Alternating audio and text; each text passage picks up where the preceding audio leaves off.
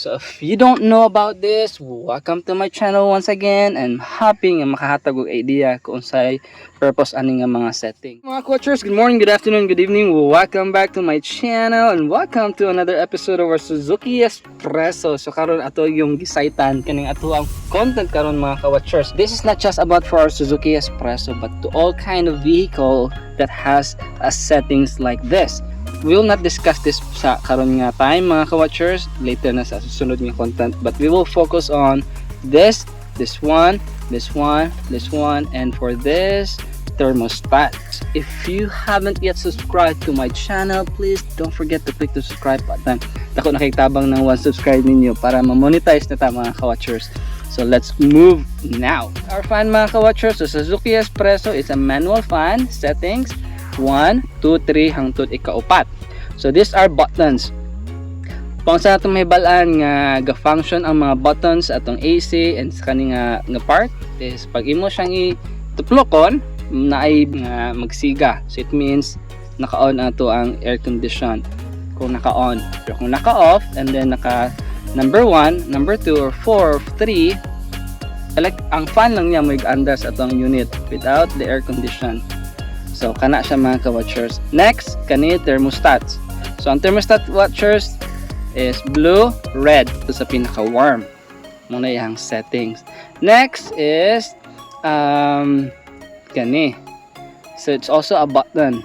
On, off, on, off. May balaan nyo kung on siya. Kaya pag press ninyo na ay magsiga. So it means it's on.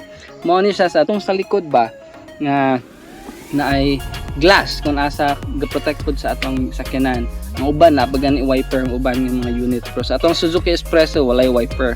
Ang yung purpose ani mga ka-watchers, pag imo siyang i-turn on but pasabot, it will give kaning warm sa ato ang back glass.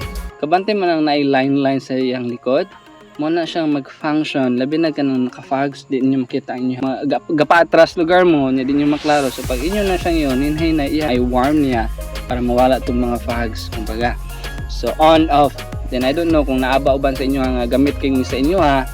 Please comment below. Pero Suzuki Espresso di kina ko ni ginagamit. So kanuna na naka-off na siya nga setting. Diri na tani mga ka-watchers. Daghan siguro wa pa kabalo unsa bay purpose ani nga mga sign. As you can notice na ay mga arrow. And mo ni ang ihang kaning switch either kaning a part or going to this part. Kana. So diri ta una. But pasabot ani ang hangin or nay arrow, ang hangin is gikan sa gawas, imo siyang ipasulod. Then turn on. Gikan na gani sa off. Sa ato i-turn on. So ang ihang panana is ang hangin gikan sa gawas, ihang ipasulod ug ingana ang ihang circulation. Labi lang inyong i-turn on ng AC. So bugnaw siya. Tapos ang hangin ngayang gakuhaon is gikan sa gawas padulong sa sulod. Disadvantage mga ka-watchers. Based on my experience, labi nagka ng long travel, ginaset na ko ani dayon is pag makasunod mo ka ng asong sakyanan na ibaho sa gawas, labi naamoy ka ng sa palibot niyo na ay mga smells bad along the way, mo to ihang malanghap nga hangin iyang isulod. Bugnaw ang iyang ibugas sa atong air vent, pero at the same time it's gonna be smell bad or smoky inside. Masumutan niyo ang baho. Munang set na to siya diri. So kanipod, ang meaning niya ani is ang arrow is just inside our cabin, inside our car. So ang iyang katuyuan is kakuhaon lang niya ang hangin gikan sa sulod, is circulate din niya mga ka-watchers.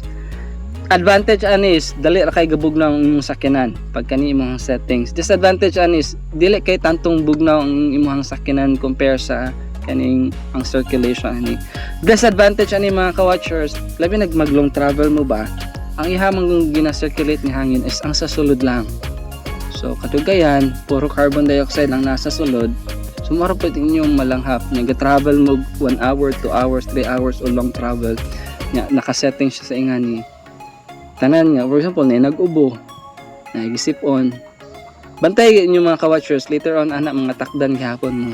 Based lang sa experience, siguro tungod kay ang oxygen ka-circulation, so normally di na siya oxygen o carbon dioxide na kay mo rin ang circulation sa iyang hangin. So manang kasakit ang uban. So ako ipakita sa inyo ang sige kahitabo no. Let's go. So ingani nakita po mga ka-watchers kung ato siyang iset. Wait a minute. Kana. Kung ato siyang iset na bantay niyo mga ka-watchers. So karon naka-setting siya sa ingani. Nya kabante man ang puti diha sa babaw kana. Kana mga ka-watchers kana. Tana ako siyang i-move ha. Pag ako siyang ibutang diha. Bantay mo oh.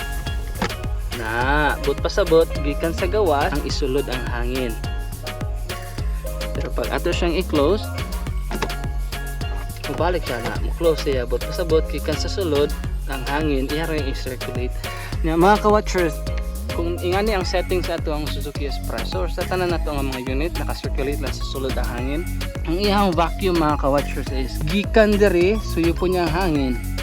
So diri magagikan ang hangin pasaka daha mga ka-watchers.